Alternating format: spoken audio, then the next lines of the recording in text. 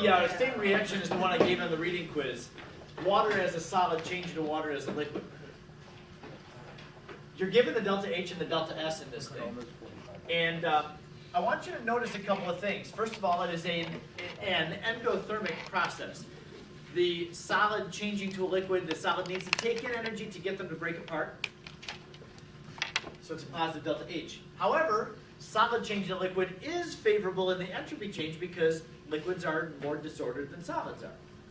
So we have kind of conflicting delta H and delta S signs. This is exactly what the book did in that table. It was the same temperatures that they used. Maybe you remember what it showed. But what I'm going to ask you to do is try to solve for delta G for these three temperatures starting with the negative 10 degrees. Now this is what I was going to mention in the reading quiz, but I said, oh no, I'll do that in a minute. When you find the delta H, or you're given the delta H, 6,033 joules per mole. Now in that table, they were really nice and they gave you the delta H in joules. Rarely will you see a delta H in joules. Very rarely. It's almost always in kilojoules. On that thermodynamic table, it's in kilojoules. And the delta S is always in joules. Well, using the Gibbs free energy equation, kilojoules here, joules here, you need to make sure that they're in the same unit. So you do have to convert. It doesn't matter. No. I prefer kilojoules, I guess, because joules are kind of obnoxiously big. You'll have big numbers with them. But if you use joules, it's fine. I'm not going to get mad or be spiteful toward you if you use joules. So he says. Do you find me spiteful? Are you? Don't be a terrible person. Okay. So multiply by T, which of course has to be in Kelvin. Negative 10 degrees Celsius is going to give us 263 Kelvin, yeah? Times the delta S, 22.1 joules per mole Kelvin. How do you know when to use S surroundings or S? When you're finding the Gibbs free energy, we need to just focus on the system. The problem would make it very clear when it's asking you about S in the surrounding. If it doesn't say, you can assume that it's the system. Everybody hear that? If it doesn't make it very clear that it's surrounding, that it's not, it's the system. And so they're talking about this reaction or this change here, and they mean the system. It's a good question too, because I know, especially when you do that reading, man, they spend so much focus on surroundings, but really, in the big picture, when you start putting all this together, while the surrounding delta S is important, the system delta S is going to dominate all of our attention. It really will. You got a calculator handy? Anybody do this already? I'll Just do it. minus those two? 221. Positive 221, thanks. Good. And that would be joules per mole Kelvin. That's a K. No, joules per mole. Because it can't, Kelvin cancels. 10 degrees below zero, negative 10 degrees Celsius. For this process, what does this sign on delta G, or this value of delta G, tell you about that process at negative 10? X of what? Delta G. Spontaneous. Yeah, delta G tells us whether a reaction or a process would be spontaneous or not. That one is not. And we have a positive delta G. Okay, can anybody relate to negative 10 degrees Celsius? Sure, it's not too bad. Okay, when do you find temperatures at negative 10? In your freezer. Wait. Anytime in Michigan. Michigan winters, maybe in January, right? Negative 10 degrees. That's a pretty cold day. It's a very cold day. Maybe around 10 degrees Fahrenheit or so. So if some of you take the bus, you know, when you have to walk out to the bus, you're angry because some of the schools around you, like Birmingham and Clawson, they're closed for the day because it's a cold day. Right? You're out there the bus stop, freezing cold, nose is running because you can't control it. You can't even smile because you can't move your cheek muscles. You know the feeling, right? It's always except Troy. Yeah, that Troy is in school. That's why we're The smart. students need to be there. Have So here we your are. kids had days off while you're here? You can't even count. I live in Oxford. There's a lot of dirt roads in Oxford. They probably get 8 to 10 snow days a year. Oh. Where how many do we get? 1 or 2? Also, We didn't even get it that we're black ice there. I still. Can we get those Can we like get every salt? I couldn't even walk. Can we get like every single salt in Troy and then just burn them? Yeah. Use them for Slash chemistry. tires. I mean, yeah. Do what you have to do. Yep. We're gonna have you better edit that out of the video. Yes. Oh, I don't know. There was one year that they had so many. They had more than 10. This is not too long ago, a couple of years ago. I think they just added some time on to the end of the day every day for a month or whatever to try to make up the time. Have you like an exchange student and live in your house? You have a lot of days off. Yeah. Yeah, that's fine. But you're missing out on learning. The best part. Thank you, Michelle. JD.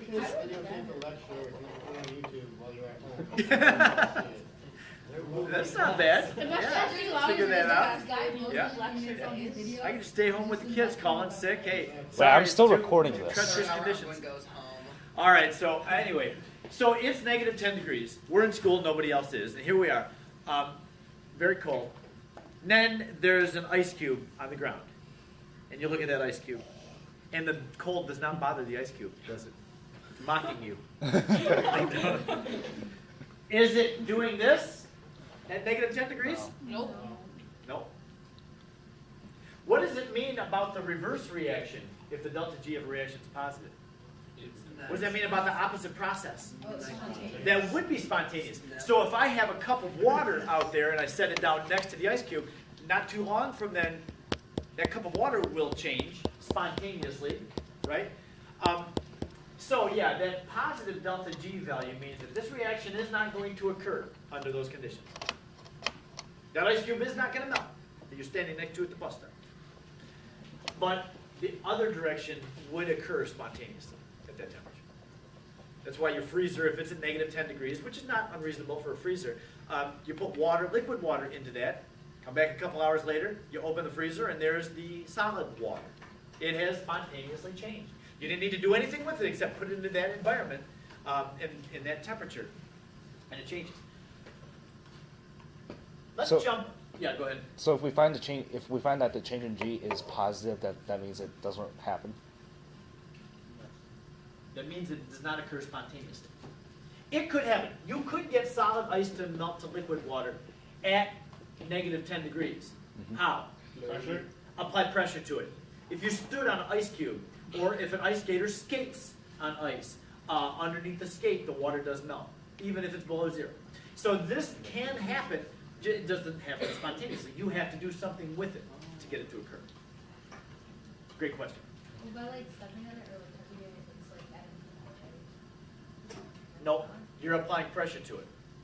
An ice skater skates does not add heat to the ice. Doesn't have any heat. It's as cold as the ice is. I can speak from experience. Are you an ice skater? Yeah. Wait, what about work? What about work? Yeah, you're doing work on it by applying pressure to it. Yes.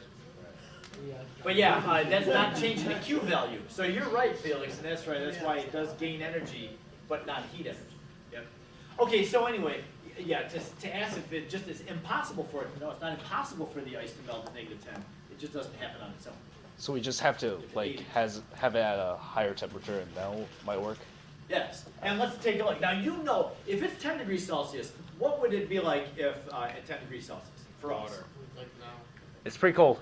The temperature outside right now is not too far from 10 degrees. Yeah, like this afternoon when you go outside, it's going to be about 10 degrees Celsius, 50 degrees Fahrenheit or so. If you have that same ice cube on the ground at 10 degrees Celsius, do you expect it to melt? Yeah. Yeah, it's very warm for the ice cube, and that'll cause it to melt. Well, let's take a look at the delta G. Delta G for this case would be the same calculation, 6033. I'll leave the units off of it just to save room. But now we have positive 10 plus 273. So that's 283 Kelvin times the delta S, which is 22.1. I was going to put units on it. Okay. What do you get for a delta G for that? Negative 224?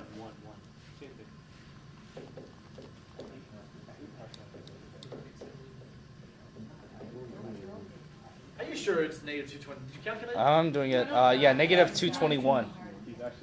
He's actually right. It was? Yeah. She. Rashida said he's actually right. Who, me? I didn't think they were in the same magnitude. I thought one of them was. Was this one 221? Is there a witness to that, or was it 224? Yeah. Okay. I checked. That's fine. That's cool. So at 10 degrees Celsius, the delta G is negative. That means that the reaction would occur spontaneous. It's not a reaction, it's a change, but this change is spontaneous. It does happen at a different temperature, spontaneously.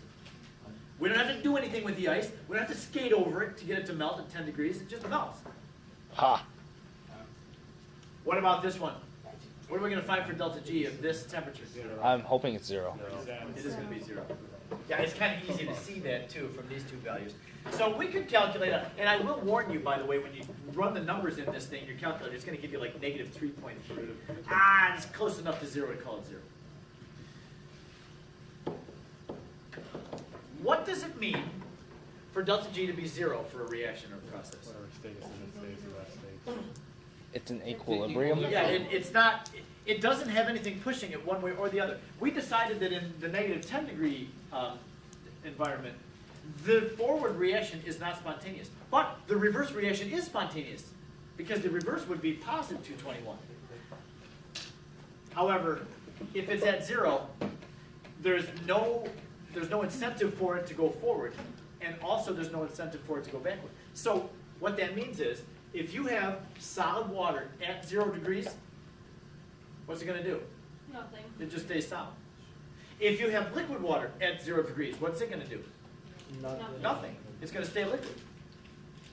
So if you want the liquid water to freeze, you have to take it below 0. Now, the freezing will happen at 0. It's not going to change to solid unless you drop the temperature below 0.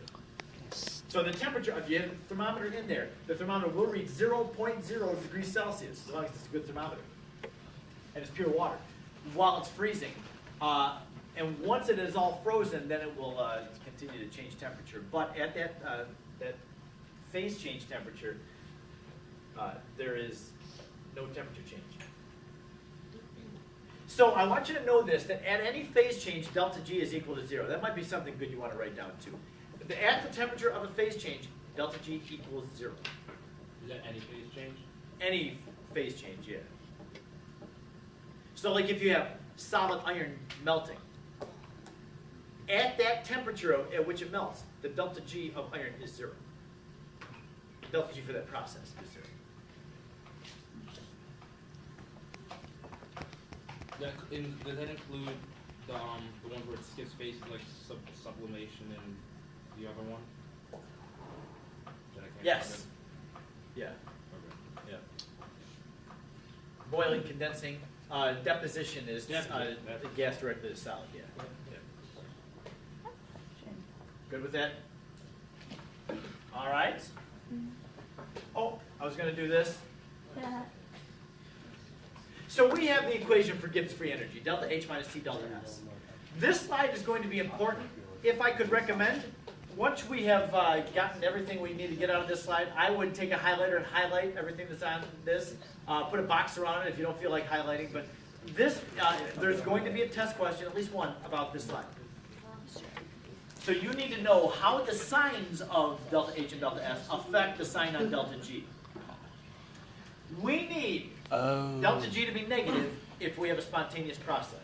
So this is our target. We want delta G to be negative. Okay, so what do the signs on delta H and delta S have to be for delta G to be negative? Oh. Yes? Delta S has to be positive and delta H has to be positive. What? Negative. My bad. Okay? So if the delta H is negative, is that favorable for reactions? Does reactions like it when the delta H is negative? Yeah. If they could like something, yeah, they like it because they have a chance to give off some of the heat that they're containing at the moment. They can give it off. So if we have a negative delta H, that's favorable. I'll put fav. And if delta S is positive, that means that the reaction is becoming more disordered. That's positive or favorable. So a positive delta S and a negative delta H is going to both be favorable. Look at the math involved here. If the delta H is negative and the delta S is positive, the temperature, what do you know about the temperature It'll sign? be negative. Kyle. What? Temperature. Oh, it's always Oh, positive. you're using that negative, aren't you? Yeah. Yeah, the temperature itself is always positive. So what we have here, we have a negative number minus a positive number. Is it possible, negative minus positive, to get a positive value? No. No. You'll never get a positive, no matter what you put in for the temperature, no matter what you do here, as long as your delta H is negative, delta S is positive, the reaction will be spontaneous, no matter what the Challenge temperature. accepted. I know this part of the reading was kind of confusing too. If you read and you thought, man, I don't know what they're saying. I'm trying to summarize it here. What if though, the delta H is negative, that's favorable, but the delta S is negative? So that means that the reaction is becoming more ordered. No, the But how- temperature must be low. How does that happen? If it's exothermic and it becomes less.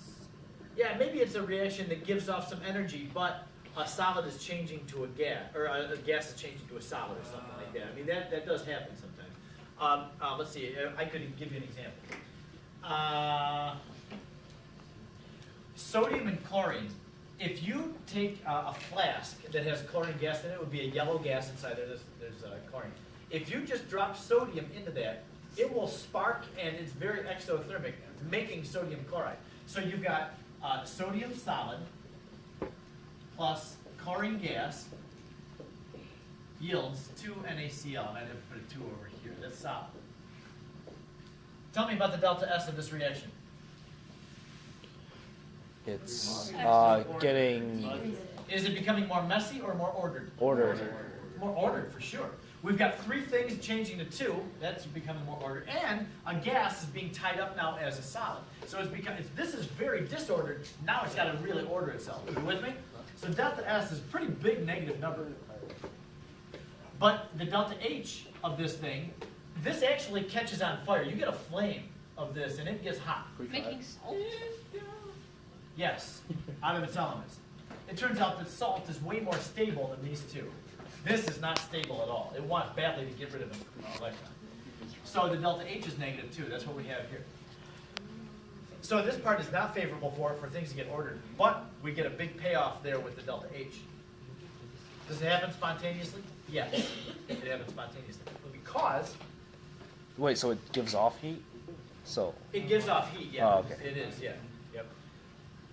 Now, not at all temperatures would this thing be spontaneous, but if you take a look at this now, I'm going to change my oops. I'm going to change my signs. The delta S is negative. So look at the math here. We have a negative minus a negative. Can a negative minus a negative be negative? Yeah. Yes? Yes. When the first negative is. When this negative is bigger than that one, right? Yes.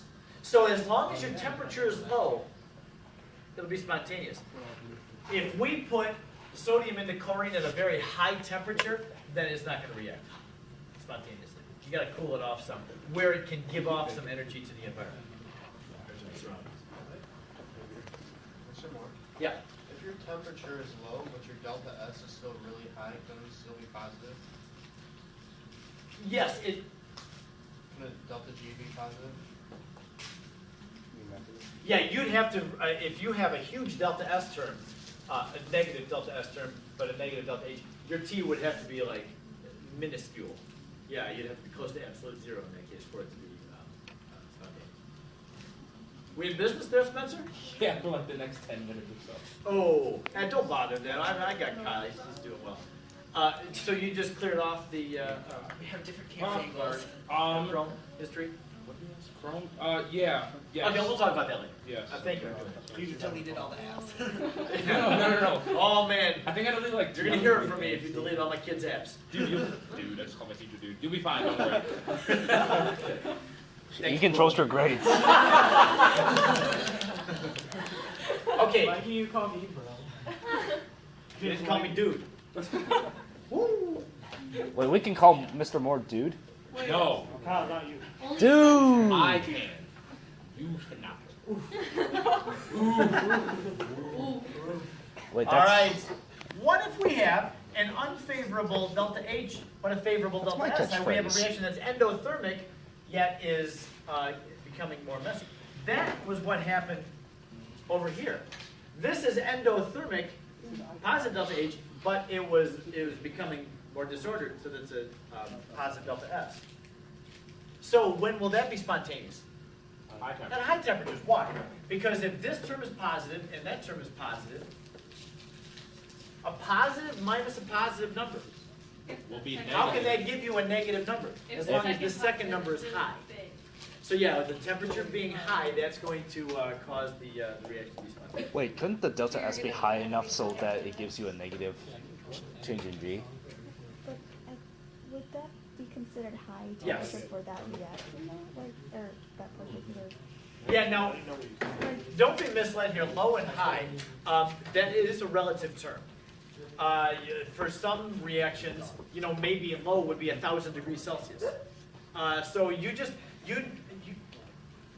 rather than memorizing all this, which I know some of you are inclined to do, Already did. I know how it is to be a student, and sometimes you don't want to just try to figure things out, okay, I'm just gonna memorize it. I get it. I But can't I figure want it to out. tell you, when you take a test, especially in here, you're a little anxious and it's a high stress environment. I don't like to depend on my memory. Just cheat. Yeah, and you can decrease your level of anxiety that way. If you have a cheat sheet, His level of anxiety I diffuses wrote around that the in room. ACT. I got a 12 because of that. It's all your fault. I really want to recommend You should keep it. that Kyle, you remember, just don't Geo rote says memorize letter. this. I want you Don't to try remind to me. understand how the numbers The most epic fail provide of my for life. the signs on delta G. You got that? Yeah. What I just said was, in case you didn't, was It's okay, I recorded it. rather than just memorizing this, okay, positive is spontaneous only at high temperature or whatever, and I get it. Some of you are gonna just kind of smile and shake your head, okay, but I'm gonna memorize it anyway. But I think you're going to be much more understanding of this concept if you can stop and understand how these signs do relate back to delta G. It's a little confusing, it takes some effort, but like I said, this is a biggie in terms of topics. I can almost guarantee you're gonna have a question like this on the AP exam. This is, like I say, it's a biggie. So yeah, you do want to know this. And then when you have a positive delta H, that's not favorable for matter to gain energy, and a negative delta S, then it also has to get more ordered. It's not going to be spontaneous at all. Temperature cannot be negative, so therefore. Right. So yeah, if we look at the math on this, if this is positive, and that's positive, and that's negative, is it possible for you to take a positive number minus a negative and get a negative? Nope.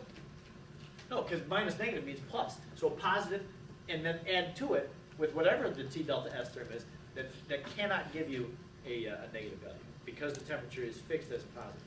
So when you have two No negatives. unfavorables, you'll never get a spontaneous. Right. And that means, of course, that the opposite direction reaction is spontaneous. Yeah. Can you give me an example of the first reaction on spontaneous on all temperatures? A combustion reaction, we burn methane, CH4 plus, I think it's two O2s, yields CO2 and water. Two. Now the delta S on this, I believe, is positive. Now we have 3 moles of gas making 3 moles of gas, right? 1 and 2 making 1 and 2. So it's not obvious the way the delta S goes, but I'm going to guess that it's a positive delta S because these two are a little bit more complex molecules than those two are. Would you buy that? Sure. And there. So I'm going to go for a small delta S positive, and the delta H is definitely negative because it's a combustion reaction, it gives off heat. This reaction would be spontaneous at any temperature. You do need to get it going. Every spontaneous combustion reaction, unless it is, I shouldn't say that, most combustion reactions do need some kind of ignition to start the reaction. But once they start, then they just continue. As long as you have enough of the products, I said products and pointed at the reaction. As long as you have enough methane and oxygen, it will go. It doesn't matter what the temperature is. So you can be very, very cold, like negative 200 degrees Celsius, and this combustion reaction would still occur. A couple other things about delta G. There's 3 ways to calculate delta G, in the same way that there's multiple ways to calculate delta H Oh, for a reaction. great. You can use the table products minus reactants, you can use the calorimetry. For delta G, you can find it using delta H minus T delta S, that's one way. But you can also use the thermodynamic table and find the delta G of formation of the products minus the delta G of formation of the reactant. Or, you can also use Hess's law. Hess's law. Alright, so for the last one with. Oh, don't remind me about Hess's law. The lab reactions and quiz. never happened even if you measure the pressure. No, Oh my it just God. means it will not happen spontaneously at any temperature. Some of these, like this thing, I won't got happen at lab high right, temperature, except but it it took will me happen forever at to low figure it temperature. out. It won't happen spontaneously at high I temperature. know. You can get the reaction to go, but you have to do something else to it. And the same thing is true for this. Not favorable, not favorable. Do You'll I have a be- reaction that you could get it to occur. Like if the opposite of this, is it possible to take carbon dioxide and water and make methane and oxygen out of it? It's not going to happen spontaneously. You're never going to get carbon dioxide and oxygen to make methane and water naturally. But plants do this. This happens spontaneously, not spontaneously. This does happen.